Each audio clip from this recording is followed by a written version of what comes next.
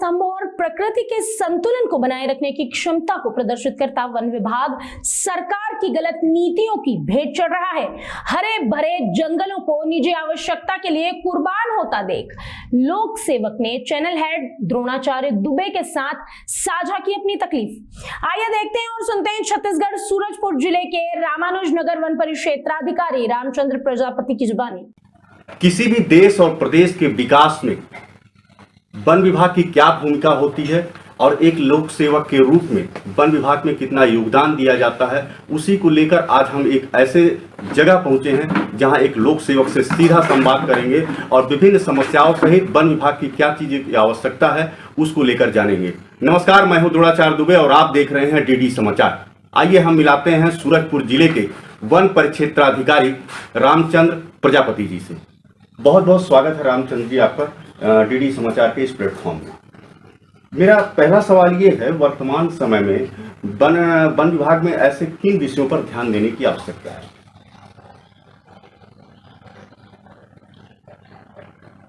One विभाग में ऐसे किन विषयों पर देखिए, हम लोग जब रोपण तो कर लेते हैं जी, तो इस क्षेत्र में अभी मैं जब से यहाँ हूँ सन 2019 से हूँ जी, तो यहाँ मवेशी जो लोग किसान जो है बांधते नहीं हैं जी, इसके वजह से आए दिन दुर्घटना और हमारा जो रोपण क्षेत्र है वो भी प्रभावित होता है जी, हमारे बार बार मीटिंग में भी हमने इस बात का पुरजोर कोशिश किया है, अगर क्षेत्र के विकास चाहते हैं तो मवेशी लोग जो है अपने बांध के रखें, तो किसान का भी नुकसान फसल का होता है और हमारा पेड़ पौधा भी जो है नए रोपण जो होते हैं वो भी डैमेज होते हैं। जी, फेंसिंग रहता है, सीपीटी रहता है, इसके बाद भी जो अंतर प्रकार से मवेशी घुस ही जाते हैं। ये वृक्षारोपण जो होता है प्रदेश सरकार के द्वारा जो कराया जाता है, आप लोगों के द्वारा जो कराया जाता है, ये प्रकृति को तो सामान्य बनाता ही है, लेकिन देश के विकास में किस तरह से उपयोगी साबित हो रहा है? वृक्षारोपण से पूर्व में जो जंगल रहे वो आज घट चुके हैं जी, और जंगल जब नहीं रहेगा तो पर्यावरण हमारा संतुलित तो रहेगा ही नहीं जी, तो प्रयास किया जाता है कि वृक्षारोपण करके जो वनों का विनाश हुआ है उसको पूरा किया जाए। जी। अभी हाल में ही पूरे प्रदेश में वृक्षारोपण का कार्यक्रम संचालित था। आपके वन विभाग में, आपके रेंज में कितने वृक्षों का रोपण किया गया और क्या लक्ष्य, अनुमानित लक्ष्य दिया गया था? इस वर्ष सामान्य मद में आई है हमारे पास 105 हेक्टेयर है जी, वृक्षारोपण जी, दूसरा अभी मुख्यमंत्री वृक्षारोपण प्रोत्साहन योजना जी, इसके तहत मेरे रेंज में, रामानुजनगर रेंज में 174 हितग्राही हैं जी, और 268 एकड़ जी, का हमने लक्ष्य रखा है जी, किसानों से भूमि ली है। अभी 21 मार्च को ही हमारे यहाँ इसका वर्चुअल उद्घाटन भी हुआ। द्वारिकापुर में सूरजलाल यादव जो कृषक हैं उनके भूमि पर रोपण हुआ। जो हमारे प्रदेश में पट्टा वितरण नीति जो चल रही है, जो भी काबिज लोग हैं उनको जो पट्टा का वितरण किया जाता है, ये कहाँ तक सही है? क्योंकि अगर पट्टा का लगातार वितरण हो रहा है तो वनों का जो क्षेत्रफल है उसमें कमी आ रही है, वनों का जो क्वांटिटी था वो कम हो रहा है, तो ये कहीं ना कहीं प्रकृति को भी नुकसान पहुंचा रहा है। तो इसको आप किस लिहाज से देखते हैं? एक तरफ तो सरकार अपना वोट बैंक बढ़ाने के लिए पट्टा का वितरण कर रही है, लेकिन देश की एक दूसरी संपत्ति है जो प्रकृति को भी नुकसान पहुंचा रहा है और देश की संपदा को भी नुकसान पहुंचा रहा है। आप इसको किस नजर से देखते हैं? देखिए, वन अधिकार पत्र जो है, जो 2005 के पूर्व के जो काबिज कृषक थे जी, उनको दिए जी, उन्हीं के देखा देखी और अतिक्रमण बढ़ रहे हैं जी, और इस तरह उनको वन अधिकार पट्टा मिलेगा तो अतिक्रमण बढ़ेगा ही बढ़ेगा। लोगों में यह है कि आज नहीं तो कल सरकार फिर हमको भी पट्टा दे देगी, इस लालच में लोग अतिक्रमण करने से बाज नहीं आते हैं। तो कुल मिला के वन अधिकार पत्र जो है बंद ही होना चाहिए। अच्छा, ऐसा भी देखा जाता है कि अगर एक परिवार का कोई मुखिया है, अगर उसको पट्टा मिल गया है तो अगर उसके 4 लड़के हैं तो कुछ दिन तो ठीक रहता है, इसके बाद वो 4 लड़के भी दावा करते हैं अलग अलग जगह उसको कब्जा करके कि 4 हमारा भी अलग से पट्टा दिया जाए। तो ये कहीं ना कहीं ये भी एक प्रभावित करता है, एक बड़ा भूभाग जो है वो पट्टे के रूप में जा रहा है और आप लोगों की मजबूरी है, चूंकि सरकार की योजना है तो आप लोगों को देना है पट्टा, उसको नाम चिन्हित करके। इसको किस रूप से देखें? अब देखिए परिवार की तरह नहीं है, मान लीजिए किसी को 5 एकड़ का पट्टा मिला है जी और उसके बाल बच्चे बढ़ते गए जी तो उनको भी भूभाग की आवश्यकता पड़ती ही, जी तो वो भी अपना अतिक्रमण करेंगे जी और पट्टा का जो है डिमांड करेंगे। इससे जो है वनों का विनाश होगा। जी अभी हाल ही में जो हाथी जो हमारे यहाँ अक्सर साल में 2 बार तो आ ही जाते हैं, जी तो जंगल क्षेत्र में लोगों को मिल गया है पट्टा जी और उसके वजह से वो जंगल में रहना है और कैजुअलिटी भी करना है। जी तो कुल मिला के पट्टा अभी वर्तमान में ऐसा परिस्थिति है, देश संकट से गुजर रहा है, जी सब पे रोक होना चाहिए। तो कुल मिला के पट्टा वितरण पे रोक लगना चाहिए। ये एक वन विभाग के हिसाब से देखा जाए या देश की संपत्ति या भूभाग के हिसाब से देखा जाए तो ये बहुत जरूरी है, जहां तक आपका कहना है। मेरा एक सवाल और है कि एक परिक्षेत्र अधिकारी होने के नाते आपके जो विभाग है, आपका जो क्षेत्रफल है, बाकी अन्य विभाग क्षेत्र जो परिक्षेत्र है उसकी अपेक्षा आपके यहाँ क्या कुछ खास है? चाहे वो वृक्षारोपण का हो, चाहे औषधि पौधों को लेकर हो, क्या कुछ अलग है? जैसे आप कोरिया वन मंडल की बात करेंगे तो वहाँ सफेद चंदन की बात की जाती है, तो इस तरह से आपके यहाँ अलग क्या है?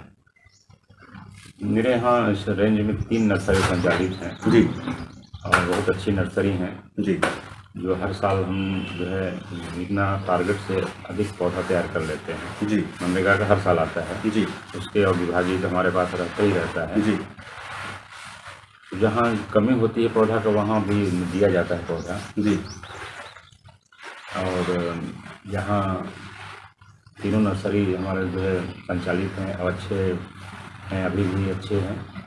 और मैं नर्सरी का जो बात करूं जी मेरे यहाँ हम लोग सीडलिंग पौधा जी बरसात के समय उसको जो लोकल यहाँ की प्रजाति है जी उन्हीं का चयन करते हैं जी और उस समय कलेक्ट करवाते हैं और वो पौधा क्योंकि हमको जून तक जो है 6 फीट का 4 फीट का कम से कम नहीं तो 3 फीट का पौधा चाहिए। तो अगर हम मार्च में बीज फरा करेंगे जी संभव नहीं कि वो बढ़ जाए इतना, इसलिए सीडलिंग पौधा का तैयारी कर लिया जाता है। तो उससे आपका जो हाईटेक पौधा है रोपण के समय हमको उपलब्ध हो जाता है, इसलिए यही खास है हमारे नर्सरी में।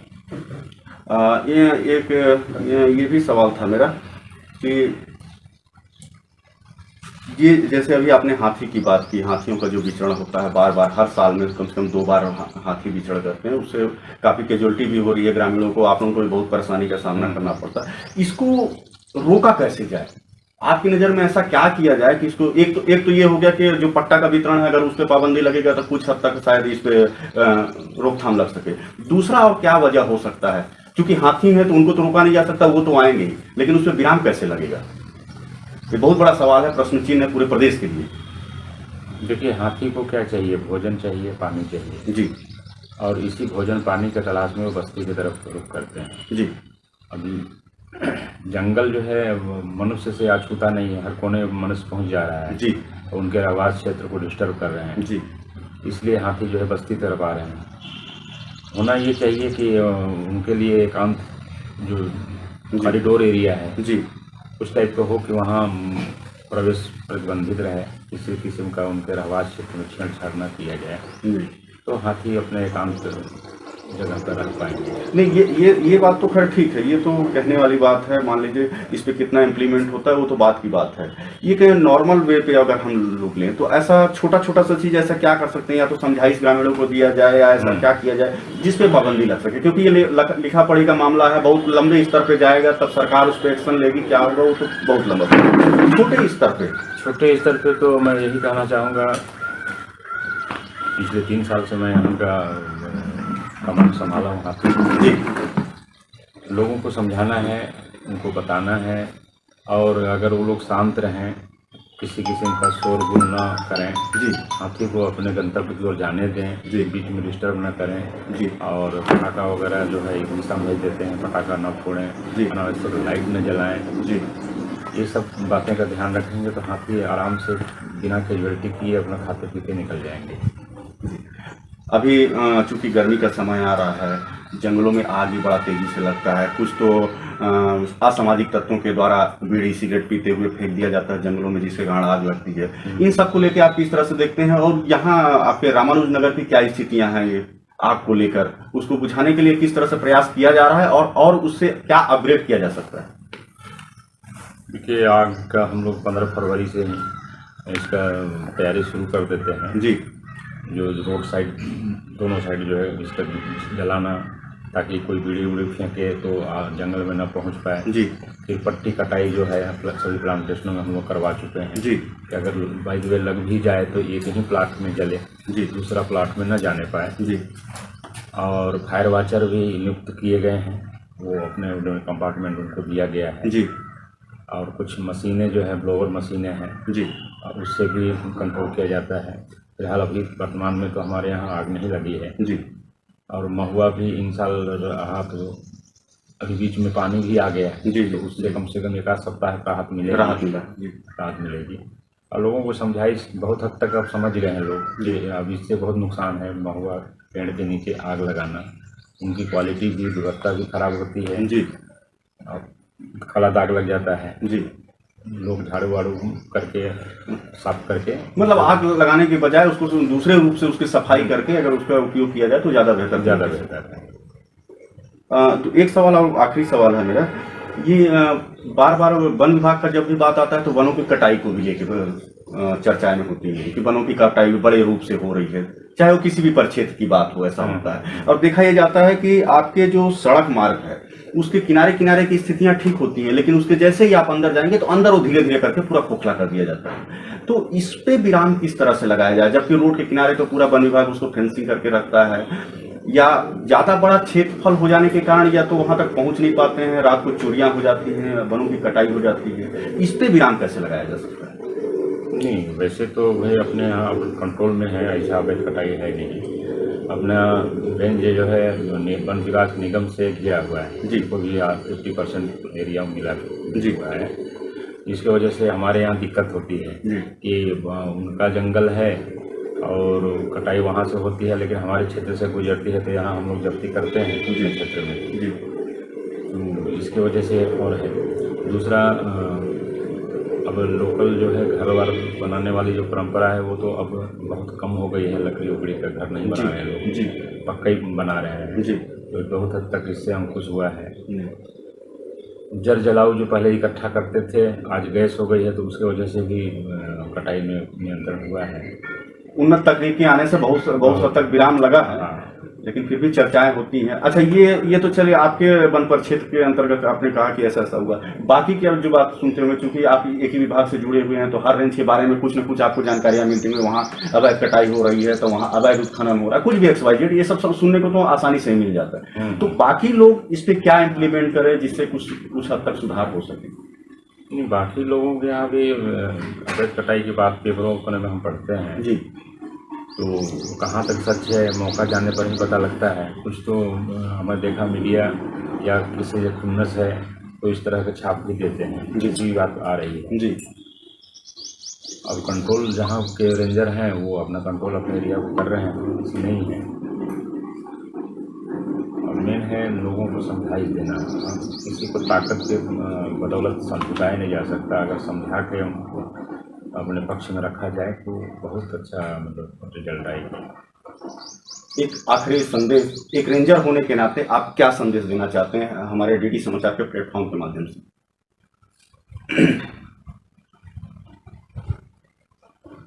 मैं यही कहूँगा कि अगर जंगल है, वृक्ष है तो हम सुखी हैं और हमेशा प्रोत्साहित होना चाहिए, लोगों को बताना चाहिए, खुद लगाना चाहिए। मैं खुद कृषक रहा हूँ, मेरे परिवार में भी कृषक रहे हैं। मैं अभी तक 5 प्लाट में लगभग 5000 पौधे लगा चुका हूँ और इसी का उदाहरण भी अपने स्टाफ को देता हूँ कि आपको भी अपने अपने आपको जो भी कर्मचारी है वो गांव से जुड़ा होगा। अब गांव से जुड़ा है तो खेती से जुड़ा होगा जी। तो जो भी खाली एरिया है उनमें आप जो है लगाएं, पौधा लगाएं और आपको देख करके दूसरे कृषक भी प्रोत्साहित होंगे। यही सब मेरा कहना है कि अधिक से अधिक पेड़ लगाएं हम लोग, और पेड़ों के प्रति प्रेम होनी चाहिए जी। अगर प्रेम नहीं है तो आप नहीं बचा सकते। निश्चित तौर पर वृक्ष हैं तो हम खुश हैं और लगातार लोगों को वृक्ष लगाना चाहिए, ऐसा अपील कर रहे हैं। आप सुन रहे थे सूरजपुर जिले के रामानुजगंज वन परिक्षेत्र अंतर्गत वन परिक्षेत्राधिकारी श्री प्रजापति जी को। हम ऐसे भी और भी लोक सेवक से मिलाते रहेंगे जो देश के विकास में अपनी अहम भूमिका निभाते हैं। तब तक के लिए आप बने रहिए DD समाचार के साथ। नमस्कार।